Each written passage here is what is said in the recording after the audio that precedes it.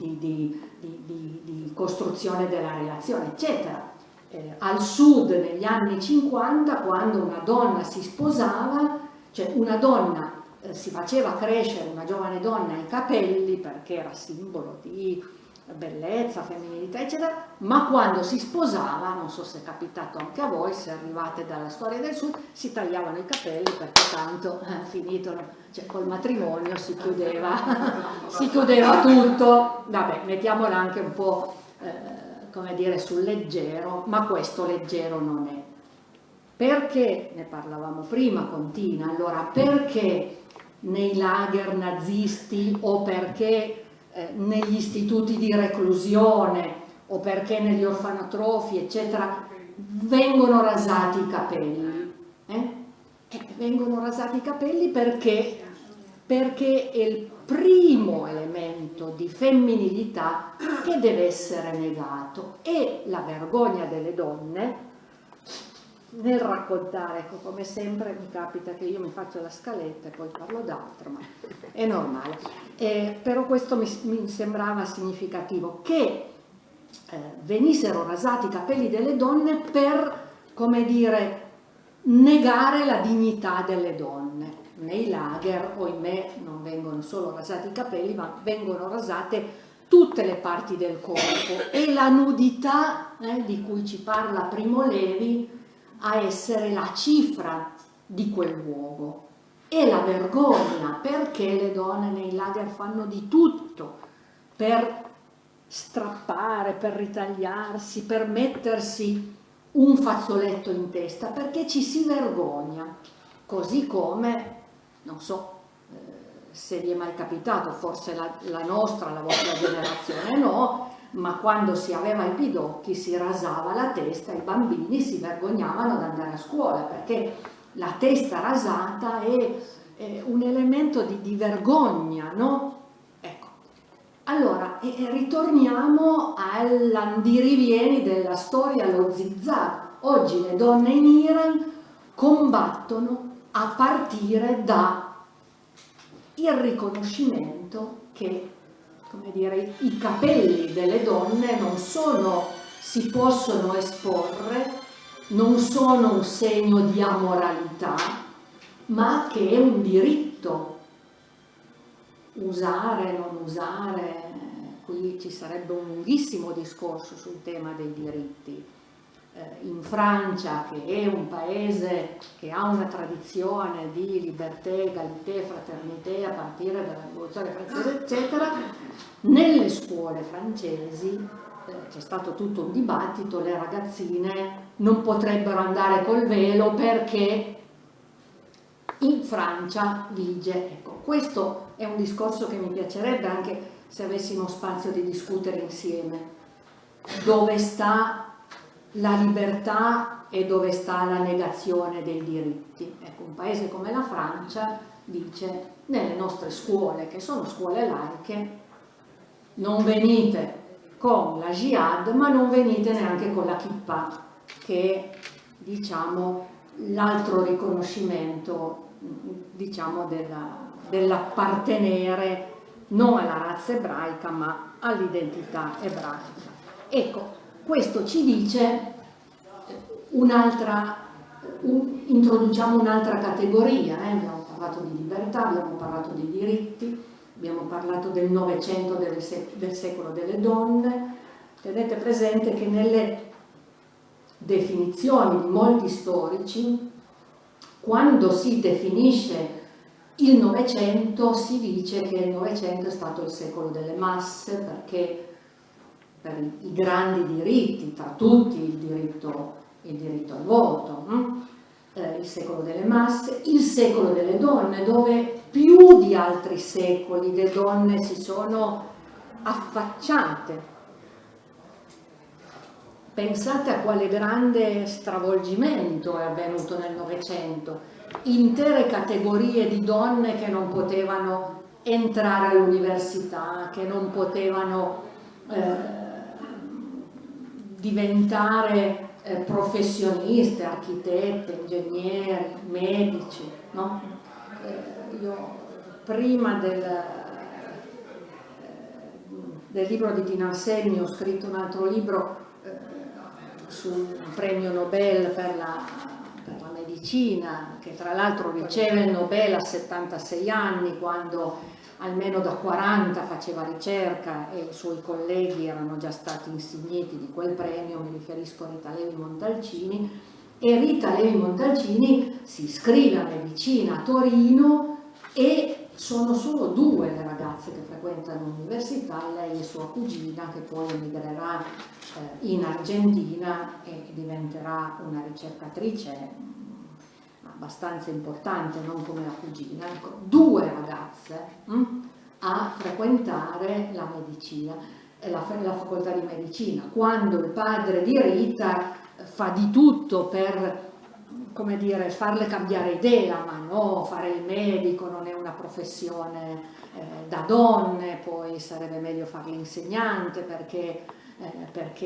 l'insegnante è una professione più femminile, perché poi quando ti sposerai. Marita, sin da quando aveva 12 anni, aveva deciso che non si sarebbe mai sposata e che non avrebbe mai avuto figli. Qui c'è un altro tema amplissimo legato alla condizione delle donne nel Novecento, cioè le scelte, quanto le donne possono, come dire, mediare nelle scelte della loro vita, l'amore, i figli, la professione, la carriera politica. Se molte donne oggi possono fare quello che sono, è anche grazie a tutte le battaglie delle donne precedenti. Però noi abbiamo donne come Montalcini che sin da bambina, questo forse è un elemento che poi lei rafforza nella sua identità narrativa, ma pensate a Tina Anselmi. Tina Anselmi, pur forse avendo avuto, ma questo non è, come dire, su questo lei è stata sempre molto discreta, non ci importa questo, però Tina Anselmi non si sposa né fa i figli. Mediamente le donne che nel Novecento fanno carriera politica, forse anche sindacale in alcuni casi, mentre forse, ieri l'altro c'è stata la presentazione di un libro sul tema dei diritti delle donne al Circolo dei Lettori a Torino, è stata invitata una delle relatrici, è stata invitata la Camusso, dove la Camusso avrebbe detto, riportano i giornali di ieri, che il sindacato è uno dei luoghi più maschilisti. È vero. Allora, tutto un dibattito, è intervenuta la già ministra dell'istruzione sindacalista Valeria Fedeli, e dice no, non è vero, ce ne sono altre che sono di più, cioè adesso non dobbiamo pesare se il sindacato è più o meno maschilista, eccetera. E il 18 dicembre a Torino io ho fatto una scelta un po' fuori, che anche il sindacato non sempre apprezza, però io le faccio ugualmente, essendo direttrice di una fondazione. Il 18 dicembre 1922 a Torino c'era stata una grande strage, la prima strage fascista. Vengono uccisi barbaramente 16 antifascisti, tra cui alcuni sindacalisti e in particolare il dirigente della Camera del Lavoro Ferrero, della Camera del Lavoro di Torino, viene così barbaramente, picchiato a sangue e morente, viene legato a un carro e trascinato per tutta la città. Insomma, il suo corpo, come potete immaginare, diventa brandelli di corpo.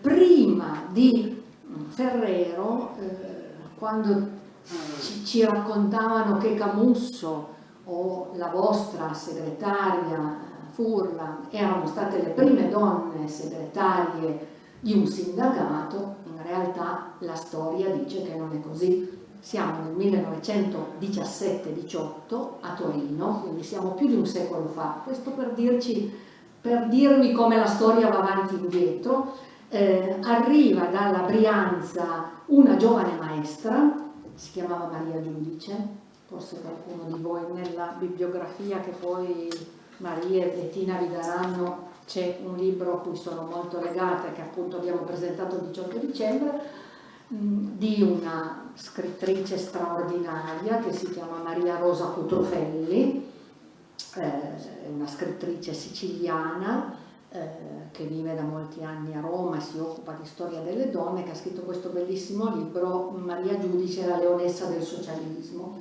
Allora, Maria Giudice è la prima segretaria donna di una Camera del Lavoro, e siamo nel 1917, quindi non è che oggi ci dobbiamo lustrare le mostrine e dire adesso ci sono anche le segretarie donne. 100 anni fa c'era già una segretaria donna. E questa donna ci spariglia tutte le carte. Perché? Perché ce le spariglia? Uno, perché convive senza essere sposata con un anarchico, che poi avrà un percorso, come talvolta succede nella vita, si cambia, diventa interventista, partecipa alla Prima Guerra Mondiale, viene ucciso sul campo. E lei ha da questo compagno 6 figli e continua prima a fare la maestra, poi la segretaria della Camera del Lavoro, poi essere tra le prime, qui ne parlo e poi lo regalerò a Tina in questo mio libro che prova a raccontare Torino nel Novecento, attraversata e vissuta dalle donne. Maria Giudice organizza nel 1917 l'unica manifestazione in Europa popolare con centinaia e centinaia di persone contro la guerra, per il pane e la libertà, ispirandosi un po' al 17 sovietico, insomma, come modello. Allora quel modello sembrava alle persone che vivevano in quel momento il modello di libertà e emancipazione, quindi le battaglie per il pane e la libertà, e Maria Giudice è in prima fila e fa organizza questa manifestazione. Lo dico a voi che come dire, siete dentro a un sindacato. Ci sono 2 azioni potentissime di questa donna, una nel 17, quando ci dicono che oggi le donne, gli uomini, Tiananmen, eccetera, ci si mette davanti al carro armato. Nel 1917 le donne torinesi si mettono davanti ai carri armati che sono intervenuti per sedare quella rivolta, dicendo: noi siamo madri, non vogliamo che i nostri figli muoiano al fronte e quindi, se avete il coraggio, proseguite. I carri armati e i soldati si fermano. Qualche tempo prima c'è un'unica foto sbiadita che io avevo citato in un saggio che avevo scritto qualche anno fa, Maria Giudice organizzando le donne filandere del Biellese. Il Biellese è una delle aree in cui l'industria tessile più fiorente. Si veste tutta di bianco, questa è un'altra, questa donna è veramente anticipatrice, e si chiede ad altre operaie, ma non tutte la seguiranno, si sdraia davanti ai cancelli quando l'esercito sta per intervenire perché la fabbrica viene occupata. Quindi un esempio di resistenza passiva che anticipa altri movimenti. Quindi quando vi dicono che ci sono state delle donne oggi sindacaliste e dirigenti, voi ricordatevi che Maria Giudice è stata la prima, poi viene incarcerata continuamente perché è una donna veramente, al di là veramente una donna molto, molto forte, viene incarcerata e poi viene mandata dal Partito Socialista in Sicilia a organizzare le lotte dei braccianti. Alcuni dei figli restano in Piemonte, 3 delle figlie arrivano con lei in Sicilia e lì in Sicilia, e questo forse gli farà scattare una lucina, si innamora, perché queste donne hanno anche una dimensione, come dire, amorosa e affettiva molto potente, si innamora di un giovane avvocato che difendeva i braccianti, si chiamava Avvocato Sapienza. Forse potete fare 1+1 se qualcuno ha letto qualcosa di Goliarda Sapienza, Inno alla vita, ora sa che Goliarda Sapienza, questa straordinaria scrittrice, stanno per fare una serie di puntate su Netflix, la Golino sta costruendo questa storia, Goliarda è una storia straordinaria. Allora Maria Giudice si innamora dell'Avvocato Sapienza, da questa relazione, sempre fuori dal matrimonio, nasce Goliarda Sapienza, questa grande scrittrice che ci lascerà questo libro straordinario. Ecco, per dirvi che, come dire, la storia è un continuo affermarsi di figure che hanno in qualche modo anche la vostra Tina Anselmi ha anticipato per il suo stile, per il suo rigore, per la sua etica, per le sue scelte che ha fatto, anche molto controcorrente e coraggiose, accettare, non so se ve l'ha raccontato Livia, ma c'è un passaggio che io cito nel libro su Tina Anselmi, molto significativo, e poi parlo un attimo del nuovo modo di raccontare queste cose. Allora, Tina Anselmi, tra gli incarichi più difficili della sua storia politica, è quello che le viene proposto dall'onorevole Nilde Iotti. Rigorosamente le due si sono sempre date del lei. Erano altri tempi, se voi non l'ho portata, ma se voi le immaginate vicine, c'è una foto bellissima che le mette così, non così, allora le borse avevano un manico molto rigido, tutte e due con la borsa così di lato, era un po' la loro cifra. Rigorosamente si danno del lei. Nilde Iotti, l'onorevole Iotti, chiama l'onorevole Anselmi e le dice: onorevole Anselmi, abbiamo riflettuto e siamo a proporle la presidenza della commissione P2. Non vi racconto che cos'è stata la commissione P2, credo che saprete. E cosa fa Tina Anselmi? Dice: onorevole Iotti, datemi 15 minuti. Esce dalla stanza, ci pensa un momento, bussa alla porta, ritorna e dice: onorevole Iotti, accetto con onore questo incarico che le procurerà attentati, minacce, e anche da parte del partito che lei fedelmente, al quale lei resterà legata per tutta la vita, anche momenti di emarginazione, di solitudine. Ecco perché introduco quest'altra categoria, credo che l'abbiate anche forse sentito sulla vostra pelle. L'emancipazione talvolta comporta incomprensione e solitudine. Solitudine è quello che spesso queste donne ci segnalano. Ce lo segnala Tina Anselmi, ce lo segnala Rita Levi Montalcini, ce lo segnalano le altre donne di cui ho scritto, ce lo segnala proprio 2 giorni fa, ho fatto l'ennesima presentazione, ormai siamo arrivate a 30 in Italia, quindi per dirvi quanto questa figura su cui ho lavorato ultimamente sia molto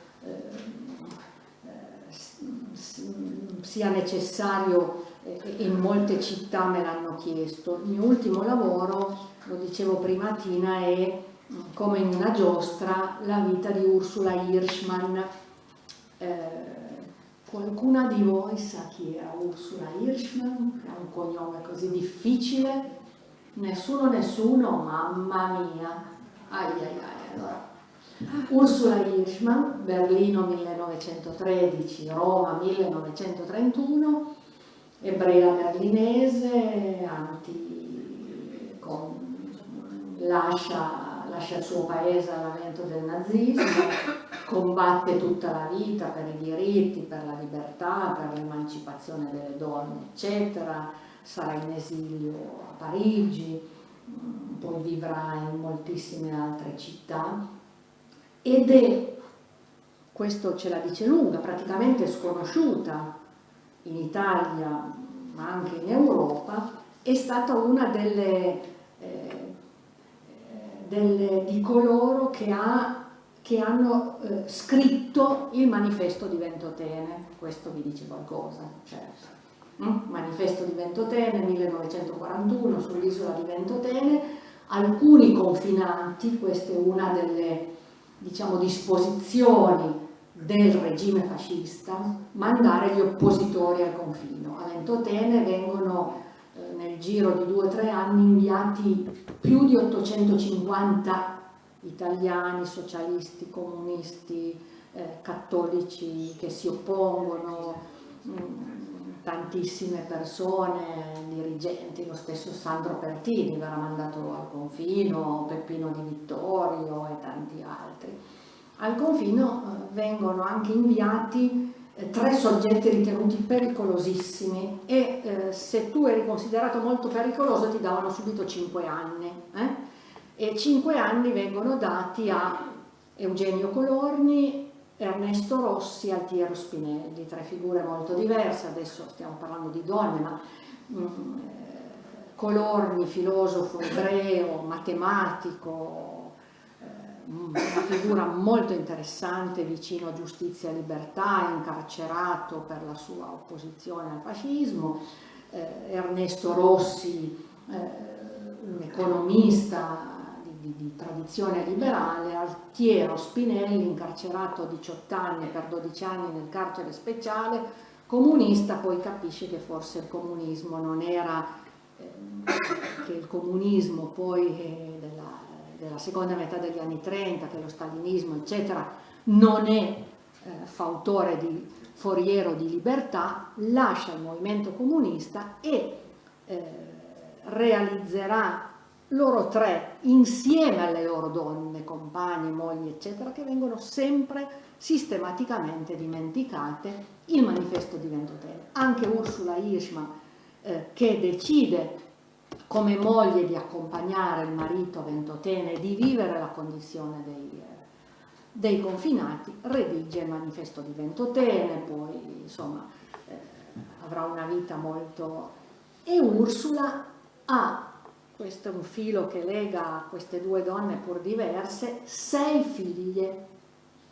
E cioè, io, come dire, ogni volta che penso a queste donne penso come hanno potuto coniugare politica, lotte per i diritti eccetera, non solo partorendo ma allevando anche faticosamente, contraddittoriamente 6 figlie. Una di 2 forse sono le più famose, una è Renata Colorni, grandissima traduttrice, redattrice dei Meridiani, Mondadori, e l'altra è Barbara Spinelli, editorialista, eurodeputata, eccetera, perché Ursula ebbe 2 grandi amori, uno Eugenio Colorni e poi nella seconda parte della sua vita proprio Altiero Spinelli. Ecco, quindi queste donne ci dicono che tutto è possibile. Io non lo so, anche a partire dalle vostre esperienze, quanto è stato difficile.